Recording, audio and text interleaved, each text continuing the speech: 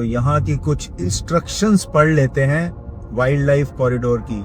आगे देख सकते हैं 12 किलोमीटर लंबे एलिवेटेड वन्य जीव गलियारे में आपका स्वागत है। एंड हम ये स्वागत एक्सेप्ट करते हैं और शुरू करते हैं अपनी जर्नी वाइल्ड लाइफ कॉरिडोर में।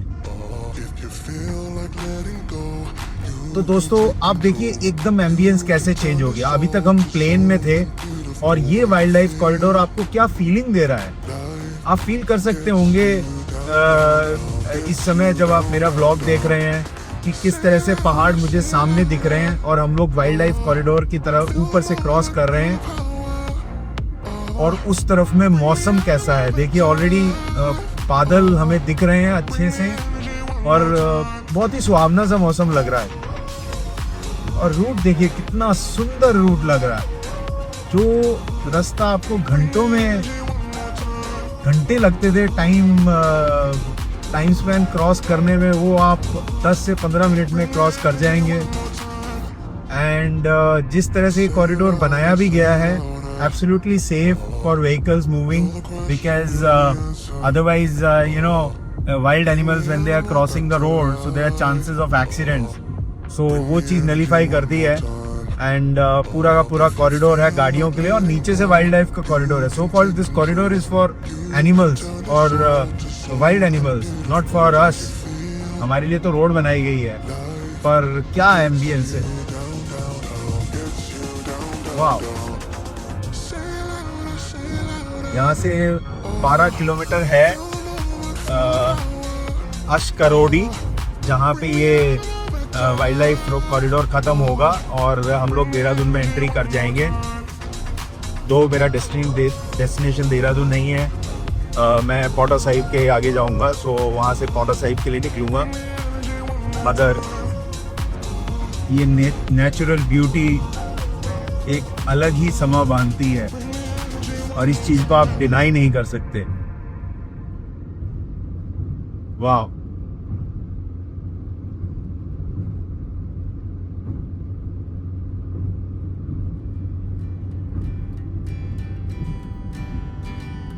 अब तक ग्रेटर नोएडा से यहाँ वाइल्ड लाइफ कॉरिडोर तक मैं ट्रैवल कर चुका हूँ 235 किलोमीटर्स। एंड अभी यहाँ से मुश्किल से 10 किलोमीटर के बाद में ये कॉरिडोर ख़त्म हो जाएगा, दिल्ली देहरादून इकोनॉमिक कॉरिडोर, और उसके बाद में हम लोग एज यूजुअल नेशनल हाईवे पकड़ेंगे। बट जिस तरह से ये डिस्टेंस यहाँ तक कवर हुआ है, I mean hats off to government who had completed this project, though delayed for some time, लेकिन देर आए दुरुस्त आए कहते हैं ना, तो वो परफेक्टली यहाँ पे लागू होती है कहावत। एंड अगर थोड़ा देर आने में इस तरह का मोन्यूमेंटल मोमेंट हमें मिल जाए तो उससे अच्छा क्या हो सकता है। वो कहते हैं ना, नेचर के साथ में, नेचर की गोद में, तो ये परफेक्ट वही मुहावरा है। चलो, भगवान के भी दर्शन हो गए। देखिए इस पे मूर्तियां जा रही थी और शायद यहाँ पे ये अब ख़त्म होने वाला है। नहीं, अभी तो 8 किलोमीटर और बाकी है। अभी तो हमने 4 ही किलोमीटर ट्रैवल किया है कॉरिडोर पे।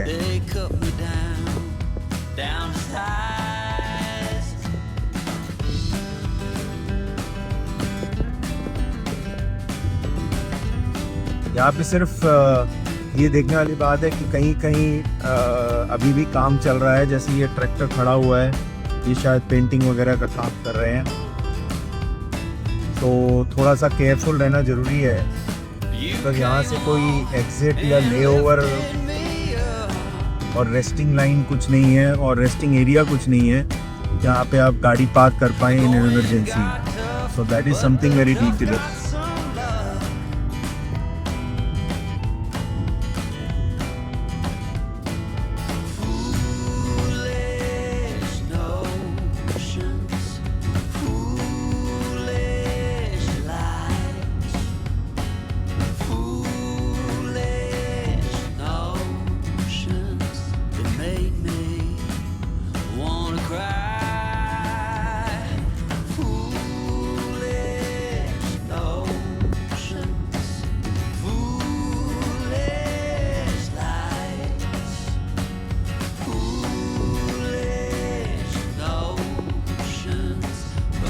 और ये देखिए यहाँ पे साइन बोर्ड लगाया हुआ है, बाइक्स आर अलाउड।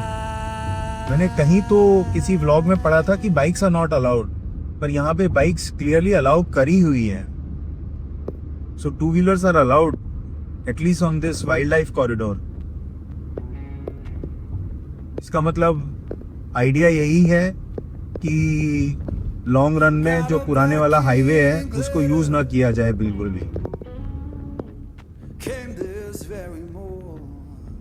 5 किलोमीटर रह गया है हमारा एंड पॉइंट ऑफ दिस। सो अभी हमें टनल मिलेगी जो कि एक अगेन एक बहुत ही बढ़िया देखने वाली चीज है। एंड आई थिंक हम टनल के बहुत पास में हैं।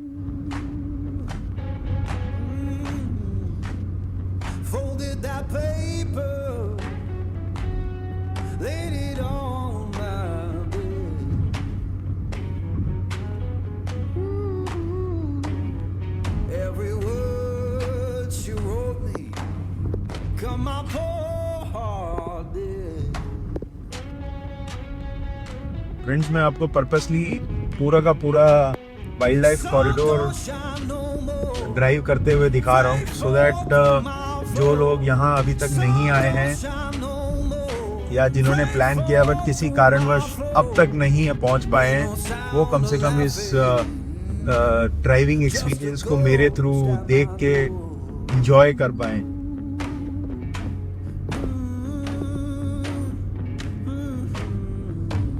क्योंकि ऐसी पिक्चर्स मिलना बहुत मुश्किल है।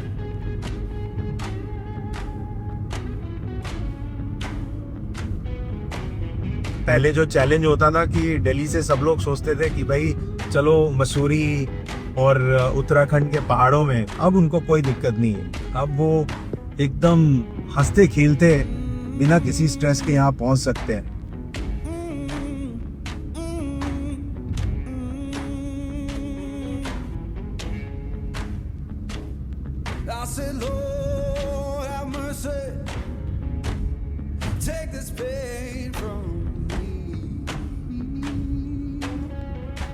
यहाँ मैं आपको राइट साइड में दिखाऊंगा, ये पुरानी रोड है, जो पुराना हाईवे यहाँ राइट में दिख रहा था। एंड ये पोटा साहिब, देहरादून और ऋषिकेश का बोर्ड। सो राइट साइड में पुराना हाईवे निकल गया है।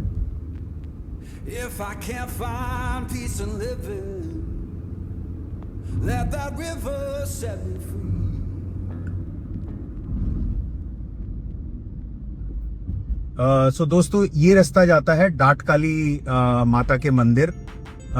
ये एक हिस्टोरिक टेम्पल है।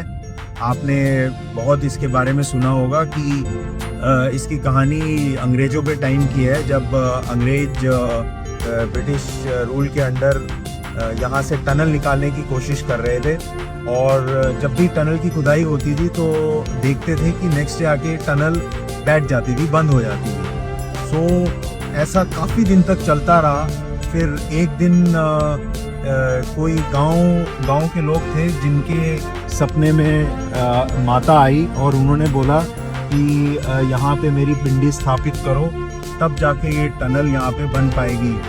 सो वो करने के बाद में और यहाँ पे ये मंदिर बना और उसके बाद में यहाँ टनल बनी, जो पुराने वाली टनल है जो जाते हुए हमें मिलेगी। आप देख सकते हैं राइट साइड में पुरानी रोड और टनल, तो वो बनाई गई। और अब हम देख रहे हैं latest tunnel Delhi Dehradun corridor की। ये देखिए, इससे अच्छी पिक्चर्स हो नहीं सकती। कितना सजा के बनाया गया है इस टनल को, बहुत ही बढ़िया, बहुत ही बढ़िया। दिल खुश हो गया इस हाईवे पे आके।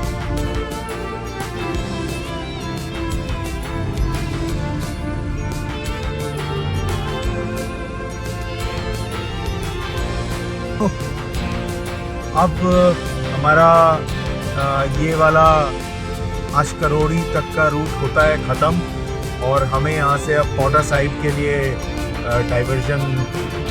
मैं डाइवर्जन क्यों कह रहा हूँ, रोड लेनी है यहाँ से कट जो पौंटा साहिब लेके जाएगा, क्योंकि मैं देहरादून तो जा नहीं रहा हूँ, मैं जा रहा हूँ पौंटा साहिब के आगे। और ये आ गया है यहाँ पे end of Delhi Dehradun corridor. मैं आशा करता हूँ आपको बहुत पसंद आया होगा दिल्ली देहरादून कॉरिडोर का ये ब्लॉग। मेरी ट्रिप आगे तक भी है, आप मेरे साथ बने रह सकते हैं एंड एंजॉय करना कंटिन्यू कर सकते हैं। बट अदरवाइज़ आप अपना ख्याल रखें, खुश रहें।